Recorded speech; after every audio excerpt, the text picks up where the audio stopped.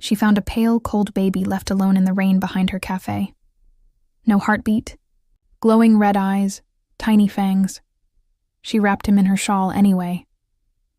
What the waitress didn't know, the vampire king had been looking for his missing son for 3 days, and the moment he saw her holding his heir, everything he believed about humans broke forever. The mountain wind howled like a hurt animal as Clara wiped down the last table of the Pine Ridge Cafe. It was almost 2 in the morning, and the storm had scared away even the truckers who usually stopped for coffee on their way through the pass. She should have been scared, working alone this late.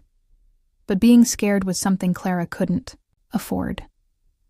Not when the tips from the late-night shift paid for her grandmother's medicine. The lights flickered. Once, twice. Then she heard it. A sound so quiet she almost missed it under the thunder. A thin, sad cry that didn't sound human. Clara froze, her hand still holding the dish rag. The cry came again, sharper this time, from somewhere behind the building. Every feeling screamed at her to lock the door and call the police. Mountain lions sometimes walk down from the mountains, or worse. The missing person reports have been adding up lately. Bodies drained of blood, throats torn open.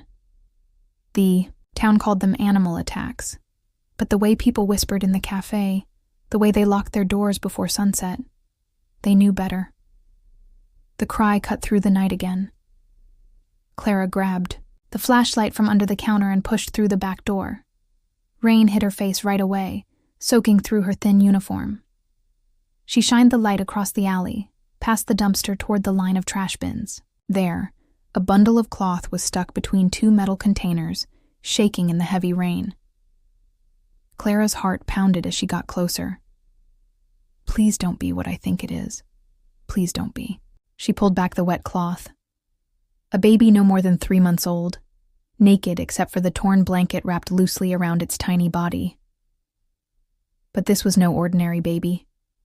Its skin was very pale, almost see-through in the flashlight's light. Veins made thin blue patterns across its chest, and its eyes, when they opened, glowed faintly red like dying hot coals in a fireplace. Clara gasped and stepped backward. The baby's mouth opened in another cry, showing 2 small, sharp points where eye teeth should be. "Run!" her mind screamed. "Run now!" But her body wouldn't listen. Because under the strange look, under the scary thing she was seeing, there was only one truth that mattered. This was a child left alone, dying. The baby's skin felt like touching a block of ice when Clara lifted it. Its chest barely moved with each breath. Those red eyes stared up at her with something that looked sadly like hope. "Oh, sweetheart," Clara whispered, wrapping the baby in her wool shawl, the one her grandmother had knitted, the only warm thing she owned. "What happened to you?" She carried the baby inside, kicking the door shut against the storm. The cafes, warmth wrapped around them both, but the child's temperature didn't change. Still cold, still wrong. Clara tried milk first, warm to body temperature. The baby turned its head away, whimpering. She tried water, sugar water, even a bit of soup from the kitchen. Nothing. The baby grew weaker in her arms, its cries becoming softer, more desperate. Clara's hands shook as she rocked it, searching wildly on her phone for answers she knew she wouldn't find. What did vampire babies eat? Did they even exist? Of course they exist, she thought sadly, staring at the proof in her arms. The question is, why is one dying in my cafe? The baby's eyes began to close. No, no, no. Stay with me, little one. Please. Panic grabbed at Clara's throat. She was watching this child die and there was nothing she could do. Feeling desperate, she began to hum. It was an old tune, something her grandmother used to sing when Clara was small and scared. She didn't remember the words anymore, only the tune, sad and sweet and very old, like it came from a time before electric lights and new fears. The baby's eyes opened.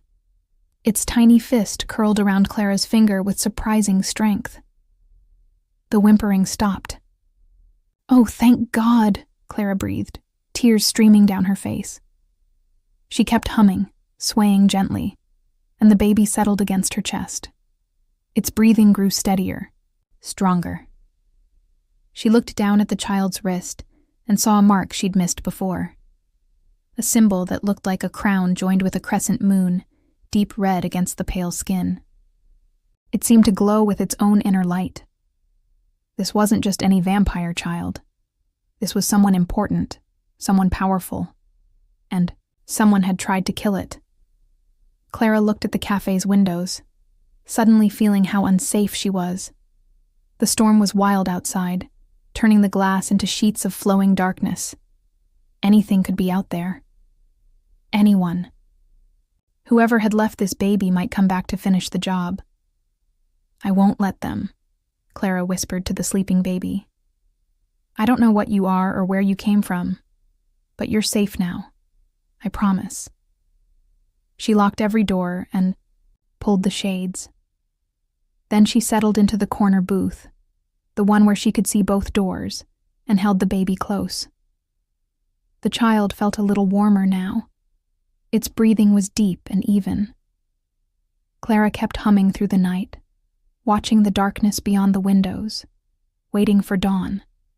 She didn't know that 5 miles away in the ruins of a burned castle, a vampire king was tearing apart what was left of his kingdom, looking for his missing son. She didn't know that the lullaby she hummed was a royal tune, sung only by the vampire queens of old, and she didn't know that by saving this child, she had just changed the future of 2 kinds of beings. The storm raged on. In Clara's arms, the baby vampire slept peacefully, for the first time in 3 days. Outside, something very old and powerful caught the smell of the royal family on the wind and turned toward the Pine Ridge Café. The storm hadn't stopped when Clara finally saw headlights cut through the rain-streaked windows. It was nearly 7 in the evening. She'd stayed at the café all day, afraid to take the baby outside, afraid to let it out of her sight. The few customers who'd wandered in had been easy to avoid. She'd kept the baby hidden in the back office, wrapped in her shawl, humming softly whenever it moved. Now the dinner rush should have started, but the storm had kept everyone away. Until him. The man who entered the café moved like a shadow, made real. His black cloak dripped, rainwater onto the worn linoleum, and when he pushed back his hood, Clara's breath caught in her throat. He was beautiful in a way that hurt to look at. Sharp cheekbones, pale skin, dark hair that fell past his shoulders. But his eyes were what made her grip the counter's edge. They were the color of fresh blood, looking around the empty café like a hunter. "We're open," Clara managed, her voice almost shaking. "Take any seat." The stranger didn't move. He stood in the doorway, rain hammering the roof above him, his stare locked on Clara with a strong look that made her skin tingle. "You're alone," he said. It wasn't a question. His voice was deep, very old, carrying the weight of hundreds of years in 2 simple words. "My cook. Called in sick. Storm's keeping folks home." Clara forced herself to move, to act normal, to pretend her heart wasn't racing. "What can I get you?" "I'm looking for something." He stepped inside and Clara noticed he cast no reflection in the chrome napkin dispenser on the counter. "Someone. Actually, have you seen anything strange? Maybe a child." Clara's blood turned to ice. He knows. Oh God, he knows. "Just me and the storm," she said, reaching for a menu with shaking hands. "Coffee? We've got fresh. Pie." Thunder cracked overhead, and from the back office came a sound that broke the lie. A baby's cry. The stranger's entire body went stiff. His eyes shined brighter, and in one smooth move, he crossed the café unbelievably, fast, his hand slamming against the office door before Clara could even scream. "No, please." She threw herself between him and the door. "Don't hurt him." The man, the vampire, stared down at her. Up close, she could see the anger in his face, the anger he was trying to hold back shaking through his body. He could kill her without effort. Snap her neck like a twig. "Move aside, human." "No." "Move aside, human." "No." Clara's voice shook, but she didn't move. "You'll have to go through me." Something changed in those blood-red eyes. Surprise, maybe, or curiosity. Then the baby cried again, and Clara watched the vampire's face change. The anger melted into something sad and needy, a sadness so deep it seemed to make him 1,000 years older in a single moment. "That sound," he whispered. "I know that cry." Clara's mind raced. This wasn't someone trying to finish what they'd started. This was... "You're looking for him," she whispered. You're his father." The vampire's stare snapped back to her, searching, studying. "Where did you find him?" "Behind the café last night. He was dying." The office door burst open. Clara had left it unlocked. The vampire moved past her in a blur, and she chased after him, scared of what he might do. But he'd stopped in the middle of the small room, frozen like a statue. The baby lay in a bed made out of folded aprons and tablecloths, wrapped in Clara's shawl. And Clara, in her tiredness and worry, had been humming that same lullaby again while she'd worked, not realizing the tune still hung in the air like a ghost. The vampire dropped to his knees. "That song," he said hoarsely. "Shh. How do you know that song?" I don't know. My grandmother taught me. It helps him sleep. My queen sang that song." His hands shook as he reached for the baby. "Every night she sang it to our son. She died 3 months ago, and I thought..." His voice broke. "I thought I'd lost him too." He lifted the baby with a gentleness that was the opposite of everything Clara knew about vampires. The baby moved, opened those glowing red eyes, and something impossible happened. The child smiled, then right away began to cry, reaching tiny fists toward Clara. The vampire's face got angry. "What have you done to him?" "Nothing, I kept him warm. I hummed to him. He should know his own father." The vampire tried to soothe the baby, but the cries grew louder, more desperate. "I am Lucien Dravaker, king of the Night Court. This is my son, my heir. He should..." The baby wailed, back arching, not wanting to be held. Lucien's eyes found Clara's, and in them, she saw a fight. Pride against need, anger against sadness. "Hold him," he said. Finally, the words seeming to cost him everything. "Please." Clara took the baby, and right away the cries stopped. The baby nuzzled against her chest, making soft, happy sounds. Lucien stared at them both, something dangerous and broken changing behind his eyes. "Explain to me, human," he said softly. "Why my son, the crown prince of vampires, heir to a family line that stretches back 3,000 years, refuses his own father's touch, but holds on to a human waitress like she's his mother."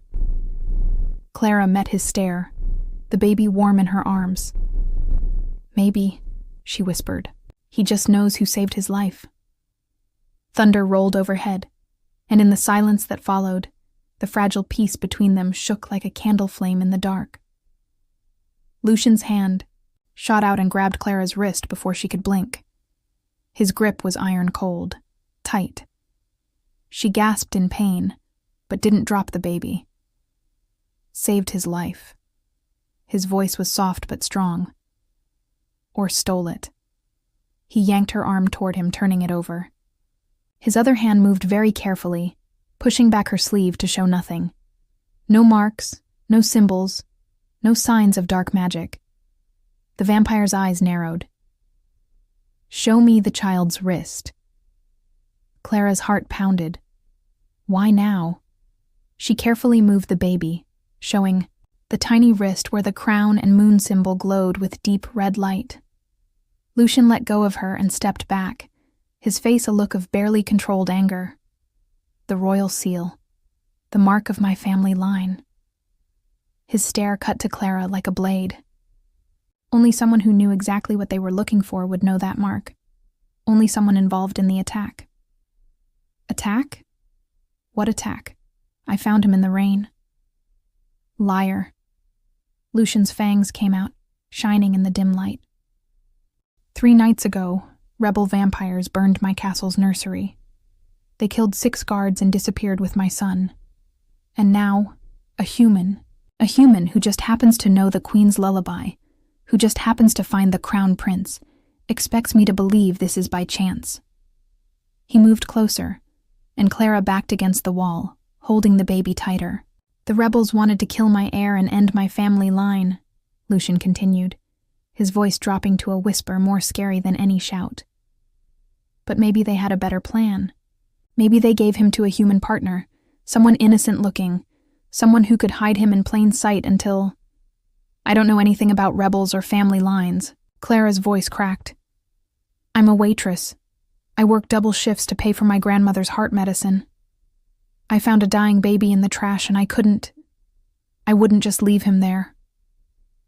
"Then how do you know the lullaby?" Lucian's eyes shined. "That song hasn't been sung outside the royal family in 200 years. My queen learned it from her mother, who learned it from hers. It's passed down through blood and memory. So tell me, human, who taught you?" Clara's mind raced. "My grandmother. She used to sing it when I was little. She said her mother taught her and her grandmother before that. She said it came from the old country." "What old country?" "I don't know. Romania, maybe. Transylvania." She never said exactly. Tears streamed down Clara's face now. "Please, I'm telling the truth. I don't know about any attack. I just found him and he was so cold, so weak." The baby suddenly moved, making a soft cooing sound. Its tiny hand reached up and touched Clara's face, right where a tear had fallen. Lucian went completely still. The baby turned its head toward its father, those red eyes focusing for the first time with real knowing. It looked between them, Clara and Lucian, and its lower lip shook. Then it did something that changed everything. The baby's tiny fingers wrapped around Clara's thumb and wouldn't let go. It pressed itself against her chest, making a sound that was almost like purring, and buried its face in her shoulder, choosing her. Lucian's face changed. The anger drained away, replaced by something far more painful. A father's rejection, a king's shame, a man's total confusion. "He won't leave you," Lucian said hoarsely. "My own son, my blood. And he holds on to a stranger." Clara saw the vampire's hand shake before he clenched it into a fist. She saw the old sadness in his eyes, the terrible loneliness of someone who'd lost everything and just found it again. Only to discover it no longer knew him.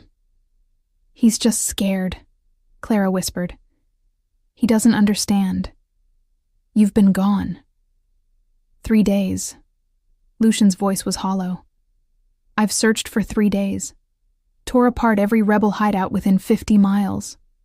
Killed anyone who might have information. And he was here, 5 miles from the ruins of my castle.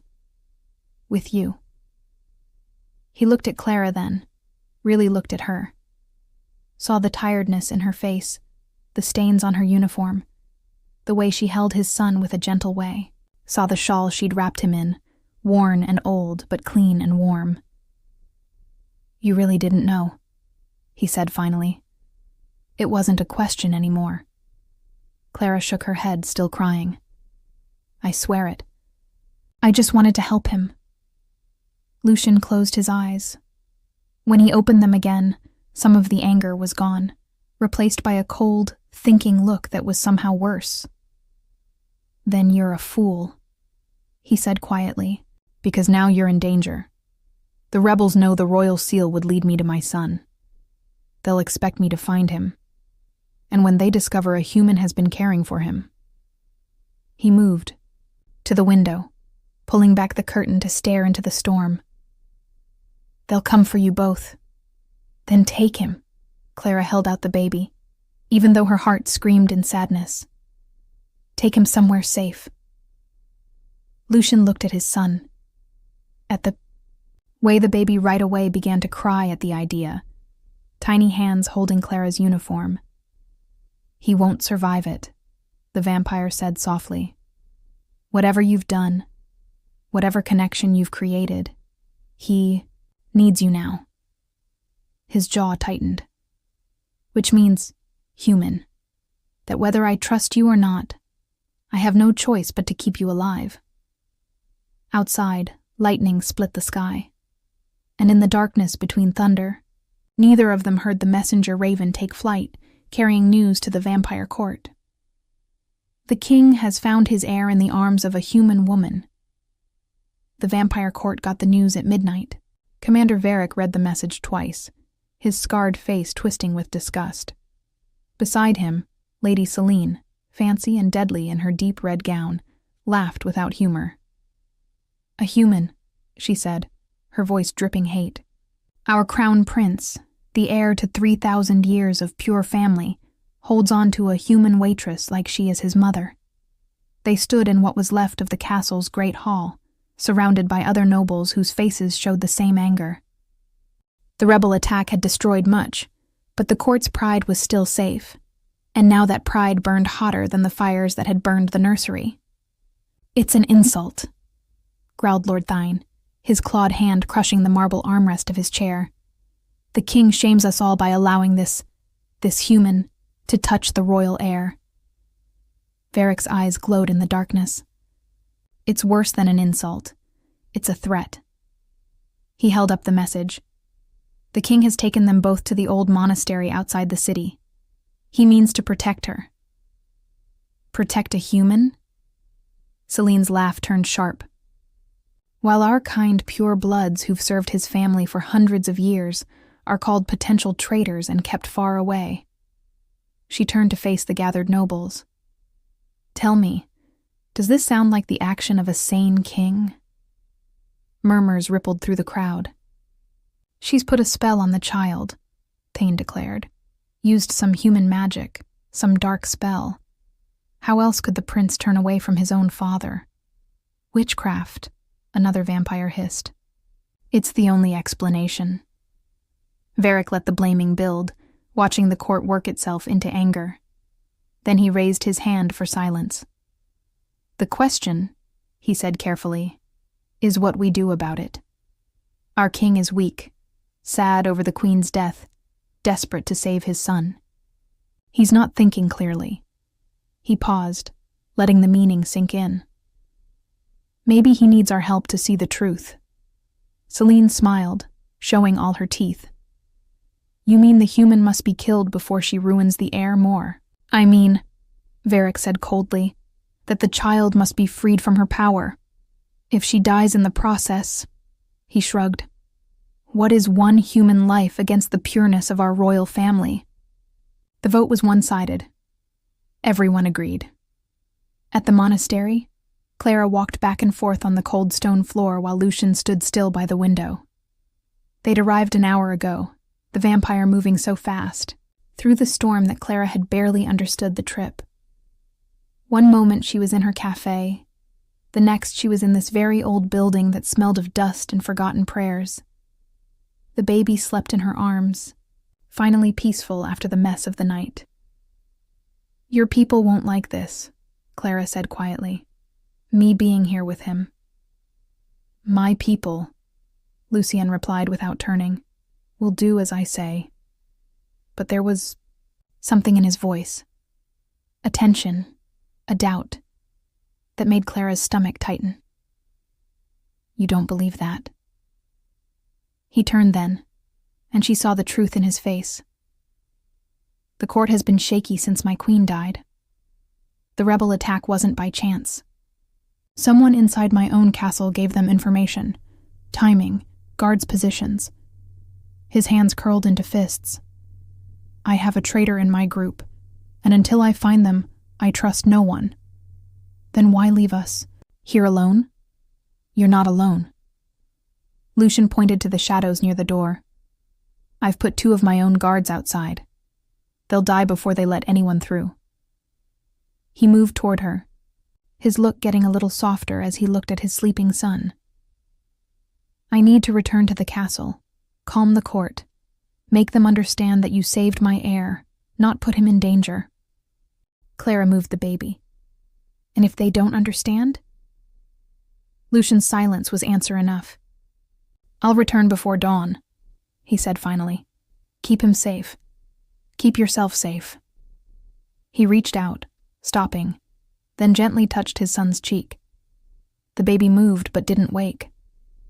The monastery is protected with old magic. Nothing can enter without permission. You'll be safe here. He turned to leave. Lucian, Clara called. He paused at the doorway. Why did your queen sing that lullaby? The vampire's shoulders got stiff.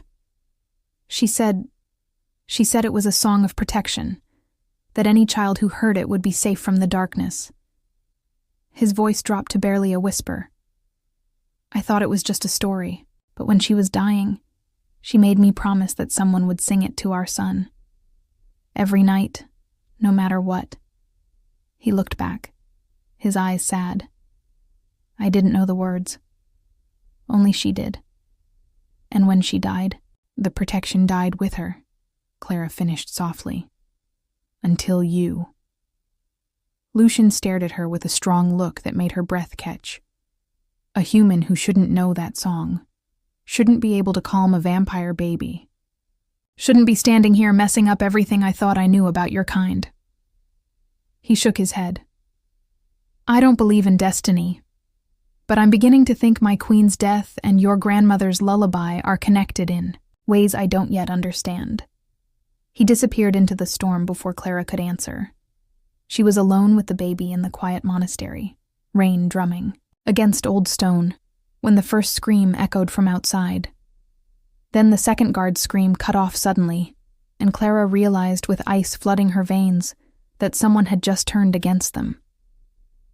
The monastery door exploded inward, and Commander Varric stepped through the broken pieces, surrounded by a dozen soldiers. Hello, witch, he smiled. Time to free the prince from your spell. Clara ran. She held the baby to her chest and ran fast toward the back of the monastery, Varric's laughter echoing behind her like breaking glass. There's nowhere to go, human. His boots thundered on stone. The magic only keeps outsiders from entering, not us from moving freely once we're inside. How did they get in? Clara's mind raced as she stumbled through the dark hallway. Lucian said the monastery was protected. Then she understood. Someone had given them permission. Someone who could go against Lucian's orders. A traitor, just like the king thought. She burst into what looked like an old chapel, moonlight shining through broken stained glass. Her eyes wildly searched for an exit, a hiding place, anything. There, a stone alcove near the altar, partly hidden by shadows. Clara jumped behind it just as Varric and his soldiers rushed into the chapel.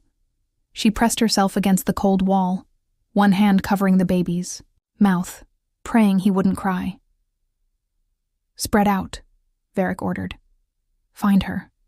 And remember, the child must be not hurt. It's only the witch we need to kill. Footsteps went in different directions. Clara's heart pounded so loudly, she was certain they could hear it. The baby wiggled in her arms, feeling her fear, his eyes starting to glow brighter. No, please not now, she begged in her head. You know. Varric's voice floated through the chapel. Closer now. The king thinks you're innocent. A simple human who ran into something beyond her understanding. His shadow stretched across the wall near Clara's hiding spot. But I know better. Humans always want something. Power, living forever, gold. He paused. What did the rebels promise you? Clara bit her lip hard enough to draw blood, forcing herself to stay quiet. Nothing to say? Varric laughed. No matter. You'll tell me everything before you die. I'll make sure of it. The baby's eyes shined bright red, and Clara felt him get stiff, about to cry. She did the only thing she could think of. She began to hum. The lullaby spilled from her lips, almost too quiet to hear, more breath than sound. But it worked right away. The baby calmed, snuggling against her, his eyes fading to a soft glow. And Varric froze. That song, he whispered. His voice suddenly different, younger, unsure. I know that song. Clara's humming stumbled. My mother sang it, Varric continued, and Clara heard him move, closer to her hiding place. Before, the Queen claimed it as royal property, before she stopped anyone else from singing it. His voice got mean. My mother died the night the Queen made that order. Died of a broken heart, because she could no longer sing the one song that had been in our family for a long, long time. Clara's blood ran cold. This wasn't just about the baby. This was old sadness, old anger. Finally finding a target. The Queen stole that lullaby from common vampires and made it a symbol of her special family, Varric snarled. And now you, a human, dare to sing it, to claim a connection to the royal family that even my mother was not allowed. He appeared around the alcove, his face twisted with hundreds of years of old anger. You die now. Clara threw herself sideways as Varric's claws raked the air where her head had been. She rolled, came up running, the baby held tight against her chest. Take her, Varric yelled. Soldiers came from every direction. Clara dodged one, ducked under another's grip. Her waitress skills, sharpened by years of moving through crowded dining rooms, somehow keeping her alive. But there were too many. A female vampire caught Clara's arm, spinning her around. Another grabbed her hair. Clara screamed, twisting, protecting the baby with her body as they dragged her down. Give us the child, the female vampire hissed, claws digging into Clara's shoulder. Give him to us and we'll make your death quick. Never, Clara kicked out, felt her foot connect with something solid.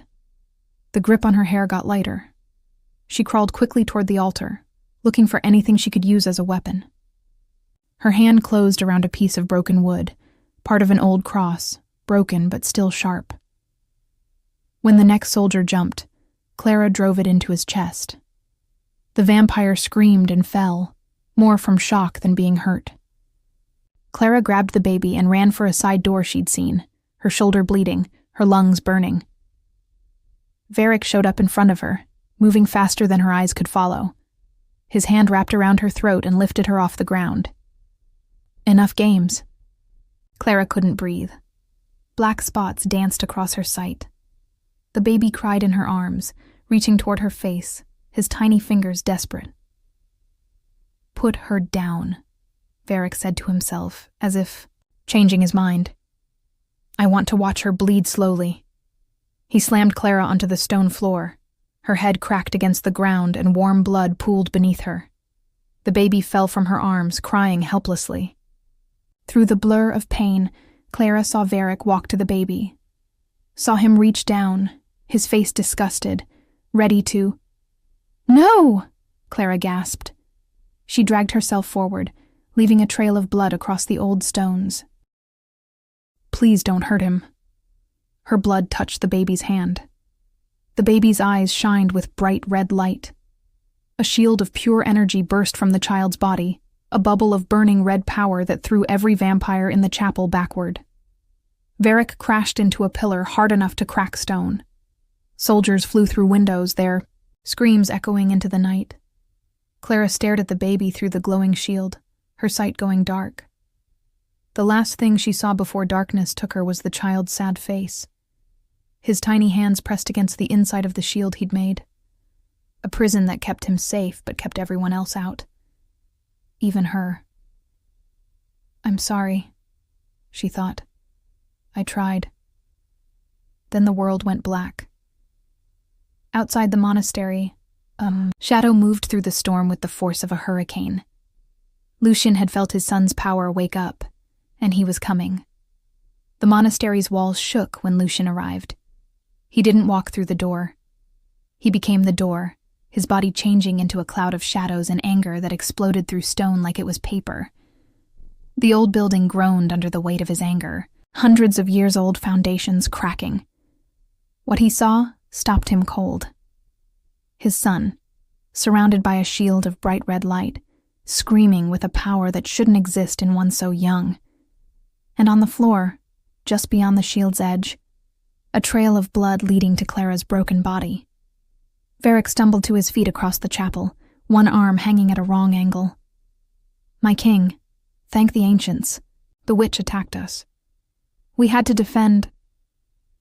Lucian's hand closed around Varric's throat before the commander could finish the lie. My son's shield, Lucian said softly, his voice colder than a tomb. Only turns on in the presence of deadly danger. It is a protection, Varric, a defense against those who wish him harm. He lifted the commander off the ground. So, tell me, why my heir felt scared enough to let out power that could have killed him? Varric clawed at Lucian's grip, gasping. She put a spell. The human is bleeding out on the floor. Lucian's yell broke the remaining stained glass. The human who saved my son when you and your special court were nowhere to be found. He threw Varric across the chapel. The commander smashed through 2 pillars before hitting the far wall hard enough to leave a crater. The other soldiers tried to run. They didn't make it 3 steps. Lucian moved like death itself, faster than thought, more vicious than any nightmare. The first soldier lost his head before he reached the door. Second found Lucian's claws through her chest. The third managed to scream before shadows wrapped around him and squeezed until bones cracked like kindling. You came into my safe place. Lucian's voice echoed with a power that made the stones themselves tremble. You attacked those under my protection. You raised weapons against the one person who showed my son mercy. A female, vampire Lady Selene, appeared in the doorway, her eyes wide with faked fear. My king, we only sought to... Lucian was in front of her before she could blink. To what, Selene? Speak carefully. Your next words will decide whether you leave this monastery in pieces. Selene's mask of concern slipped, revealing the hate beneath. To save your family from being ruined. That human has poisoned your son, made him dependent on human flesh. She fed him, warmed him, sang to him. Lucian's eyes shined. She did what none of you could do, what none of you even tried to do. He leaned closer, his fangs fully out. My son was dying in the rain while you sat in your castle scheming about pureness and families. She was a stranger, and she saved him anyway. She's human, Selene spat. She doesn't deserve... The backhand sent Selene sprawling. You don't get to decide what she deserves. I am still your king, and you will obey. Behind him, the baby's shield flickered. The infant's screams had turned to tired sobs, his small body trembling from the effort of holding such powerful magic. Lucian turned toward his son, and his anger changed into something more dangerous. Sadness. I'm here, he said softly, walking to the shield. Father is here now. But the shield didn't drop. The baby looked at him with tear-filled eyes and cried harder, his small hands reaching past the shield toward Clara's still body. She's the one he wants, Varric rasped from where he lay broken against the wall. Not you. A human waitress has stolen your son's heart, and you're too blind to see its dark magic. Lucian's hand shot out, and a spear of shadow stuck Varric through the shoulder, pinning him to the wall. One more word, Lucian whispered. and I'll show you what real dark magic looks like. He knelt beside Clara's body, checking for a pulse. Weak, barely there, but alive. Stubborn human, he mumbled, seeing the wounds on her arms, the way she'd positioned herself to protect his son even while dying. Why? Why would you do this? The baby cried again, and this time Lucien understood. The shield wasn't keeping everyone out. It was trying to keep Clara safe. His son's young power had made a safe place, but trapped the baby inside it, unable to reach the one person he trusted. I need you to lower the shield, Lucien said gently to his son. Let me help her, please. The baby hiccuped, confused and scared. Lucien did something he hadn't done since his queen died. He sang. His voice was rough, out of practice, but he remembered enough of the lullaby, the tune his queen had sung every night. He didn't know all the words, but he hummed the parts he'd forgotten, letting the old tune fill the ruined chapel. The shield flickered. Lucien kept singing, moving closer to Clara, his hands gentle as he lifted her head. Blood matted her hair. Her breathing was shallow. Stay with us, he commanded. You don't get to die after everything you've survived. The shield dropped. The baby crawled across the blood-stained floor and fell against Clara's chest, his small body shaking with tired sobs. Lucien tore open his wrist with his fangs. This will heal you, he said, pressing the wound to Clara's lips. My blood is old, powerful. Drink. Clara's unconscious body rejected it at first, but Lucien kept trying, massaging her throat until she swallowed. The change happened right away. Her wounds began to close, skin stitching together. Color returned to her face, but she didn't wake. Behind them, Varric laughed weakly. You've doomed her, my king. Given a human vampire blood. She'll be neither human nor immortal now. A half-thing, a monster. Lucien stood, turned, and his eyes promised death. Then I'll have excellent company, he said quietly, because any vampire who threatens her again will learn exactly what kind of monster their king can become. He pulled the shadow spear free, and Varric collapsed, gasping. Get out, all of you. Tell the court what happened here. Lucien's voice dropped to a deadly whisper. And tell them that as of this moment, any vampire, noble or common, who harms a human who helps our kind will answer to me personally. Celine helped Varric to his feet, both of them beaten and shamed. This isn't over, Varric hissed as they limped toward the exit. The court will never accept. The court, Lucien interrupted, will accept what I tell them to accept. Or they can join the rebels in death. He turned his back on them, the final insult, and knelt beside Clara and his son. The baby had stopped crying. He looked up at his father with tired, trusting eyes, and for the first time since the nursery burned, Lucien felt something other than anger. Hope. Clara woke to the sound of arguing. Her eyes opened slowly, and she found herself in a huge bed with silk sheets the color of midnight. Candles flickered on fancy stands, casting shadows across walls covered in old paintings. This wasn't the monastery. This was a castle. You cannot be serious, a female voice shrieked. A human living in the royal wing, eating at the king's table. It's madness. It's law. Lucien's voice was cold and final. As of this morning, I've ordered new protections for any human who helps vampire kind. Clara saved my son. She will be honored, not hidden away like some shameful secret.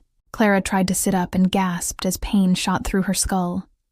The door burst open right away, and Lucien appeared, the baby vampire in his arms. You're awake. Something in his face softened. How do you feel? Like I got hit by a truck. Clara touched her head, feeling bandages. What happened? The monastery. Varric. Dead. Lucien said it without feeling. He died from his injuries an hour after we returned to the castle. Lady Celine has been sent away to the outer lands." He moved closer, and Clara noticed the baby reaching toward her. "You've been unconscious for 2 days." 2 days? Clara struggled to understand this. "My grandmother. She'll be worried. I sent word to her. Told her you were helping with an important matter and would return soon.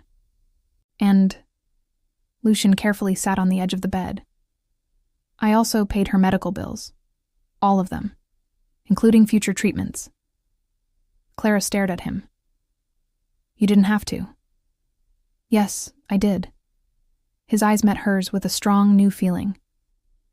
"You nearly died protecting my son. The least I can do is make sure your family is cared for." The baby made an impatient sound and jumped from Lucian's arms toward Clara. She caught him, wincing at the movement, but couldn't help smiling when the infant nuzzled against her. "He hasn't stopped asking for you," Lucian said quietly. "Wouldn't eat, wouldn't sleep. Just cried and reached toward the door of your room." He paused. "I named him, finally. Adrian, after my father." "Adrian," Clara repeated, looking down at the baby. "It's perfect." A knock interrupted them. An elderly vampire entered, gray-haired, dignified, his robes marking him as some kind of advisor. "My king, the court is gathered. They are demanding answers." Lucian stood. "Then they'll get them." He turned to Clara.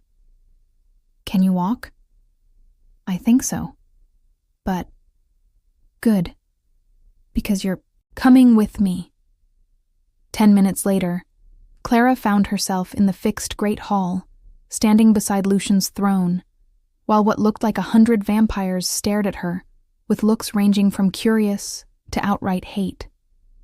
She wore a simple gray dress someone had provided, not her stained waitress uniform, and held Adrian in her arms because the baby refused to be separated from her.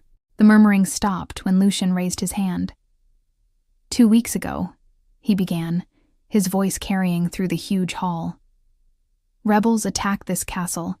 They destroyed the nursery, killed loyal guards, and kidnapped the crown prince with the plan of ending the royal family." He paused, letting the weight of those words settle. "They failed, not because of vampire strength or noble blood, but because of the kindness of one human woman." He pointed to Clara, and 100 pairs of eyes focused on her with laser intensity. "Clara found my son left alone, and dying. She didn't know who he was, didn't know what he was. She saw only a child in need."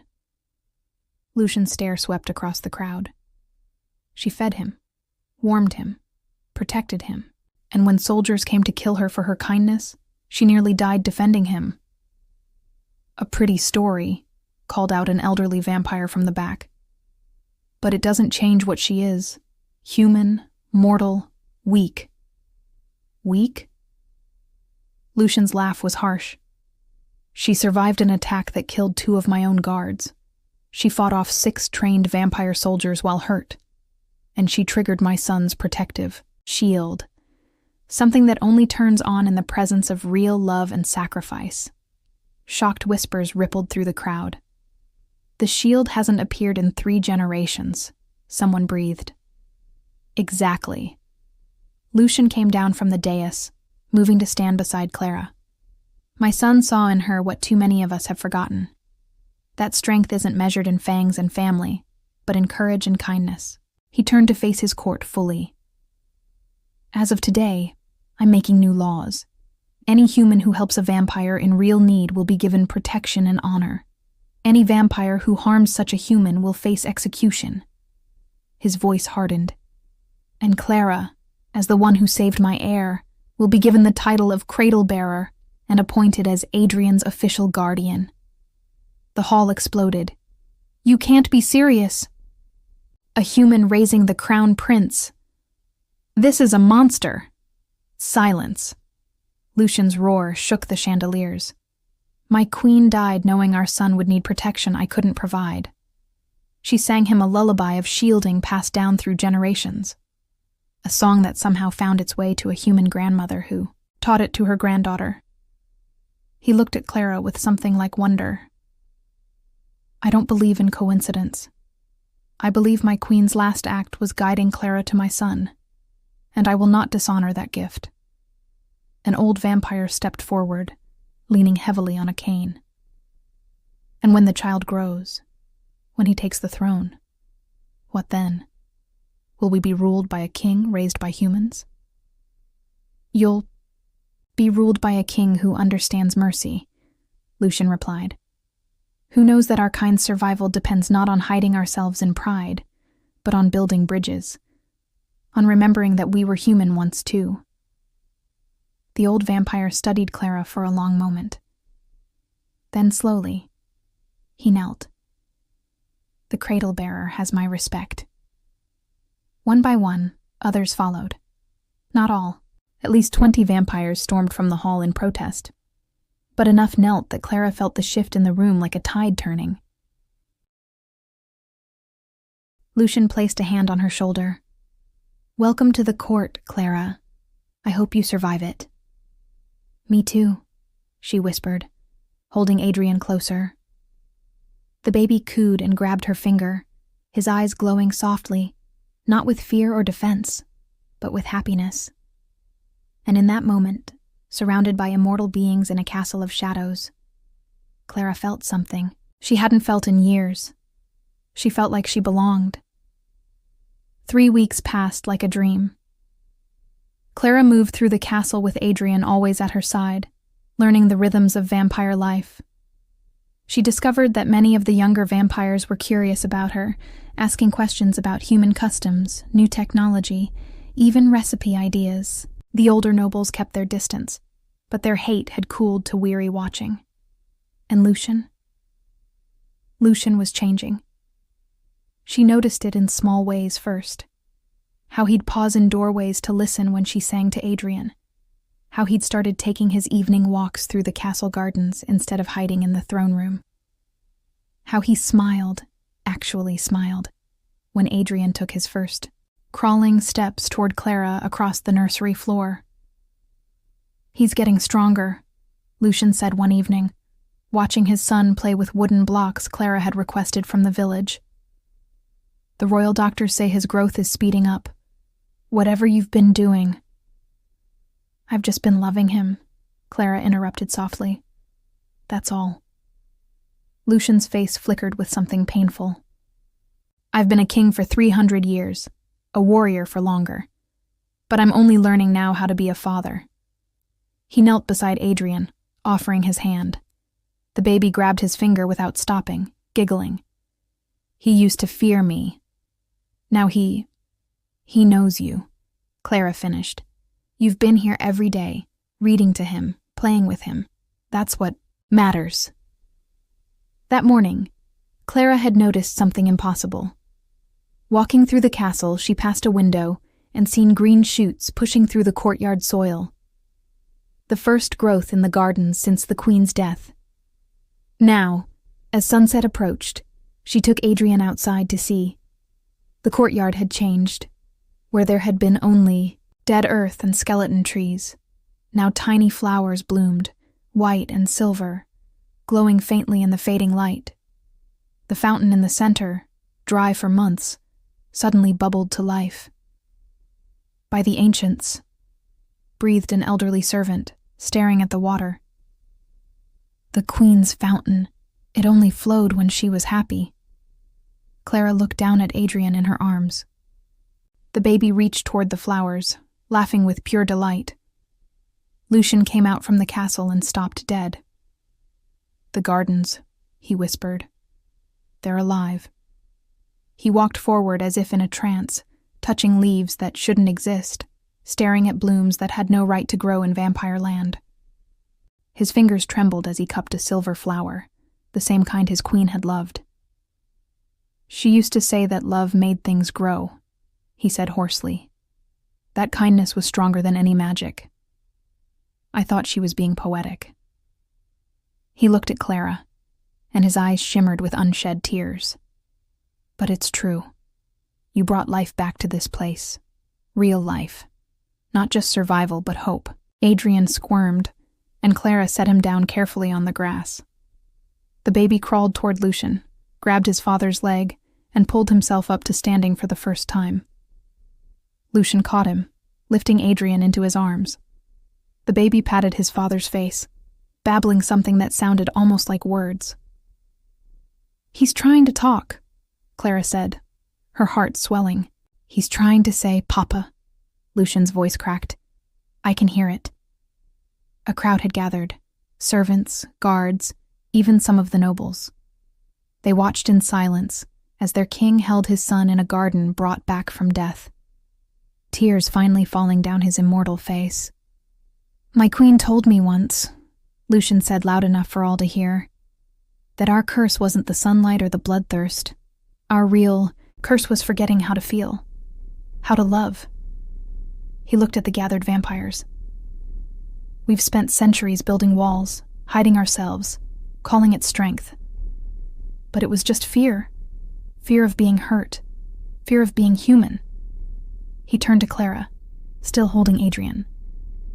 "This woman, this human, who had every reason to fear us, to hate us, showed more courage and kindness than warriors who've lived 1,000 years. She reminded me what my queen tried to teach me, that love isn't weakness, it's the only real power we have." The old vampire who'd first knelt to Clara stepped forward. "The gardens bloom again. The fountain flows. These are signs, my king, signs that the kingdom is healing. Then let's not stop here." Lucian's voice grew stronger. "Starting today, we open the villages to humans and vampires equally. We establish trade, friendship, working together. No more hiding in shadows, living on fear and blood." He looked down at his son. "Adrian will inherit a kingdom built on kindness, not conquest. And if that makes us weaker in some eyes, so be it. I'd rather rule a kind kingdom than a cruel empire." The crowd erupted in surprised murmurs, but Clara noticed more were nodding than protesting. As the stars came out overhead, something else impossible happened. The magic glass of the castle, designed to filter sunlight into something vampires could handle, began to glow, not with its usual dim light, but with real warmth. Lucian stepped into a beam of the changed light, and he didn't burn. "The curse," he breathed, staring at his lit-up hand. "It's lifting." Clara understood then. The castle itself was responding to the change in its king's heart. 300 years of darkness broken by one act of kindness that rippled into thousands more. "Does it hurt?" she asked softly. "No." Lucian turned his face toward the light, eyes closing. "For the first time in centuries, Clara, it doesn't hurt at all." Adrian laughed in his father's arms, reaching toward the light with chubby fingers. Around them, other vampires carefully stepped into the glow, gasping as they felt true warmth without pain. Clara watched the king of vampires stand in the light with his son, surrounded by a court, learning to hope again, in gardens brought back to life by love. And she realized that she'd saved more than one life that stormy night behind the café. She'd saved them all. "Thank you," Lucian said quietly, his eyes meeting hers over Adrian's head. "For everything." Clara smiled, tears streaming down her face. "Thank you for letting me." In the distance, the village bells rang, a sound that had been quiet during the years of fear and division. Now they chimed in celebration, and for the first time in living memory, both humans and vampires stopped to listen. The dawn of kindness had broken over the kingdom, and it would never be dark again.